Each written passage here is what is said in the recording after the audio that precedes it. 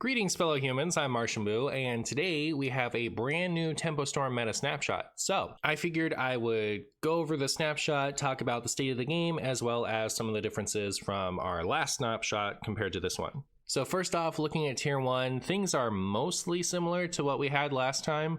The one big difference is Egg Hunter is gone from tier 1, where we had it as the best deck in the game on our last snapshot. The reason Egg Hunter drops from the top of tier 1 down to tier 2 is because most other things in the meta don't actually put anything on board. So there are a lot of common archetypes, especially in tier 1, where you can't really expect them to put anything out on board for you to trade your lions into, and it needs to do that to work. So while the raw power of Egg Hunter in a vacuum is still really high, because of how the meta is shaping up, it has a lot of matchups that it just can't beat reliably. Part of that is because we have Lifesteal Demon Hunter, and Lifesteal Demon Hunter, let's go look at the list. This is the one tier 1 archetype that wasn't even on the snapshot last time. So this is Questline Demon Hunter, but with Reno and a Lifesteal OTK package, both of which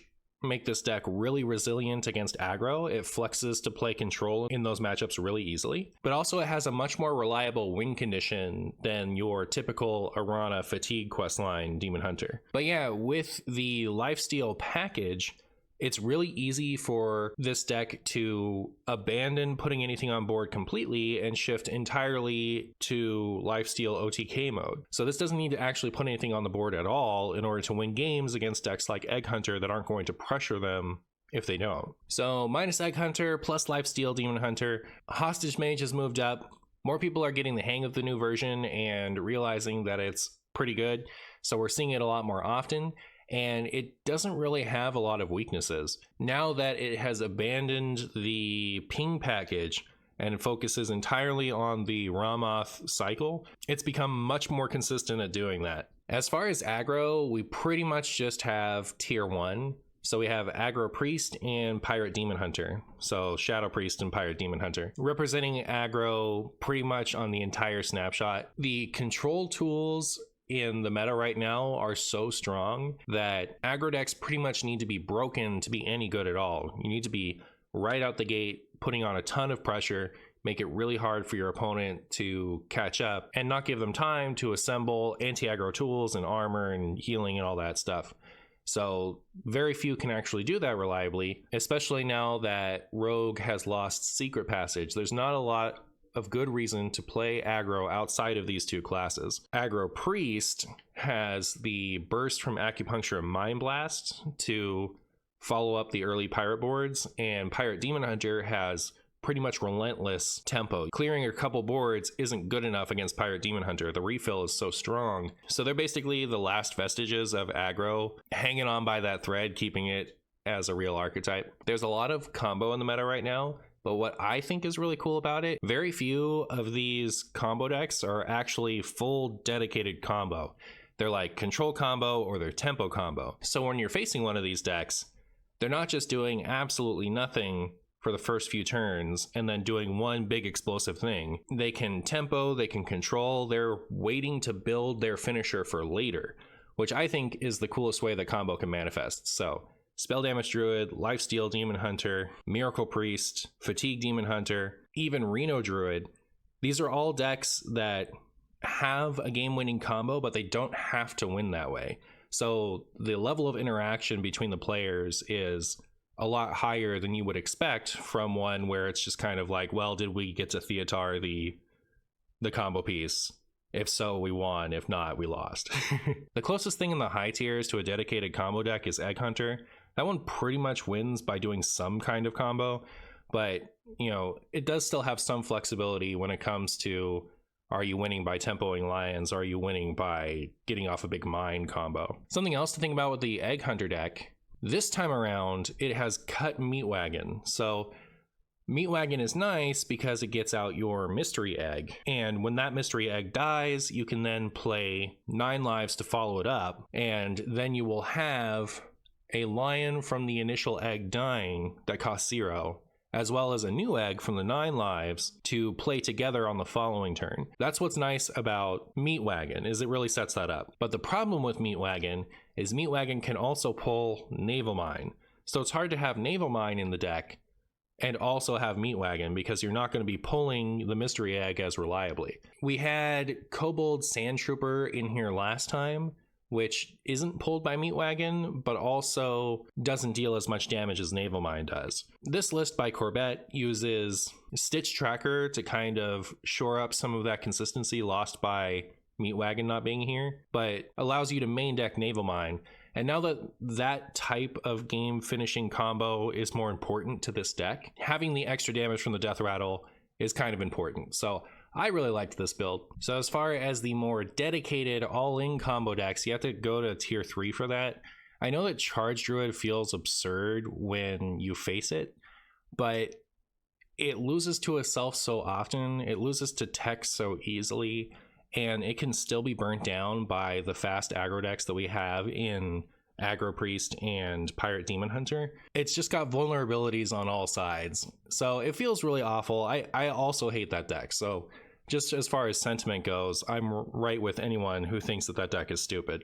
But if we're talking about actual power level, Charge Druid is actually pretty bad. Then we have the Reno decks, which, if you remember when I talked about them last time, I was talking about how it was such a great time to be a Reno enjoyer, because which Reno deck you play matters a lot less than it pretty much ever has. You just need the basic Reno tools and then some kind of clear win condition, and your deck will probably do about as good as any other Reno deck. As the meta has developed in the aftermath of the big rogue deletion, I think we're finally starting to see the best of the Reno decks rise from the giant pool. So Reno Shaman, Reno Druid, and Reno Paladin are the Reno decks that have the strongest, clearest, most reliable win conditions, and they are that much better than the rest of them for it. Reno Mage and Reno Priest are okay, but those decks are much more tech piles than they are consistent plans. So for that reason, we see just a few of the Reno decks still in tier 2, and some of the less consistent, more tech wonky ones drop to tier 3. Something I forgot to talk about in the last video is Questline Warlock. And Questline Warlock is another one of those decks that, depending on what you enjoy playing, can seem like it's ridiculously overpowered. And it really isn't, if you look at the broad landscape of the meta. So against Reno decks, Questline Warlock is like unbeatable. You can't stop it. Its win condition is a quest until the turn they play it, so you don't have the opportunity to rat or theater it. It's also incredibly inevitable. If you do manage to like Skulking Geist the mass productions, then that means that the Questline Warlock is suddenly in fatigue where they can just tap you to death. So anyways, there's not a lot a Reno tech pile can do to beat Giant's Questline Warlock. On the other side of that though, there's not a lot the Giant's Questline Warlock can do to beat the best aggro decks or any of the control combo decks. Giant's Questline can high roll like a bunch of giants alongside Darklair to get that early tempo win, but that doesn't always happen. Even if you get the Darklair off, you won't always find the giants too. And especially when you look at like Hostage Mage or a deck that has Poison Seeds, even getting out that early threatening board frequently doesn't get there. Questline Warlock, while fast-ish and consistent, also has a very specific time in the game where it gets its final win condition rolling, right? Tamsin at best comes down on 5, usually around 6 or 7.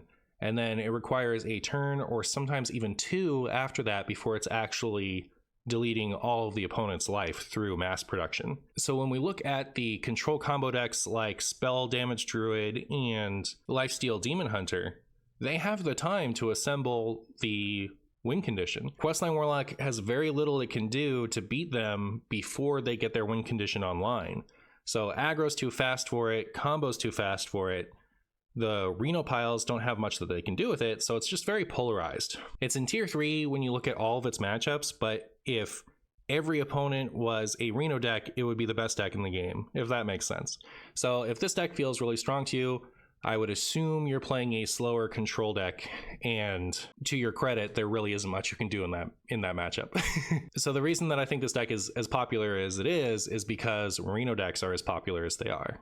And as long as they're around, it's going to maintain a decent enough win rate to be relevant. I will say that I don't think that the extra 10 cards that you would put in for Renathal is enough of a consistency loss against control that you wouldn't want to do it to get the extra 10 health against aggro. And that extra 10 health can go a long way.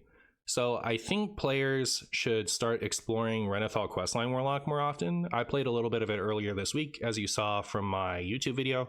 And I think it's actually pretty decent, and I didn't really notice the 10 health making it harder for me to beat any Reno decks. So I would definitely recommend exploring a Renathal route if you're interested. So that about wraps things up. I think the meta is pretty similar to last time. It's just a little bit more refined. So you're gonna see a lot more of the best decks, and I think that some of the tech-heavy value piles have lost a little bit of their power level as the meta has become a little bit more refined.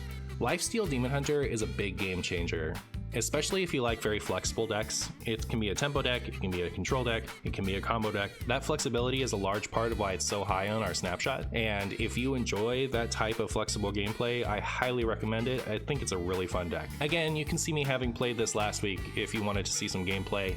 It's only a few videos ago. It's the only Demon Hunter one. I will put the link to the snapshot in the description. Remember, as you're going to copy the decks and it has like an ETC or a Ziliax in it, the site isn't equipped to populate those for you. So when you go to paste the deck code into the client, the sideboards will be empty. To see what's in the sideboards, it's listed right next to the deck list in the actual article. So it'll show you Ziliax pieces and then list them, and ETC pieces and then list them. So you can find them there, and you'll just have to populate them for yourself, sorry.